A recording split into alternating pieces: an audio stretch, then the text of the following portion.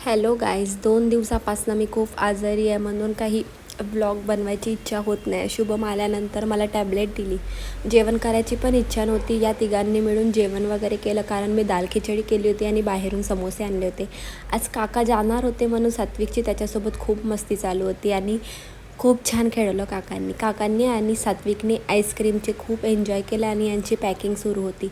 Packing झाल्यानंतर माझ्या वहिनीने सगळं घर आवरून घेतलं, कारण मला बरं नव्हतं वाटत. नंतर यांची जाण्याची वेळ आली. मला इतकं घाण वाटत होतं, हे दोघं जात होते आणि रडायलासुद्धा येत होतं. पण माझं रडणं तर दूर, बट सात्विकनीच खूप रडून घेतलं आणि मावशीच्या अशा प्रकारे मागे लागलेला होता. मावशी जात आहे हे समजत होतं त्याला. आता सात्विक मोठा झाला आहे, मावशीला ओळखायला लागलेला आहे. रात्री आई आलेली होती आमच्या घरी. आईने आम्हाला आपल्या घरी नेलेलं होतं. आईने अशा प्रकारे बिर्याणी बनवलेली होती. घरी आल्यानंतर टी व्ही बघत बघत मला बरं नव्हतं वाटत, गोळी खाल्ली आणि असा दिवस संपला. Bye bye.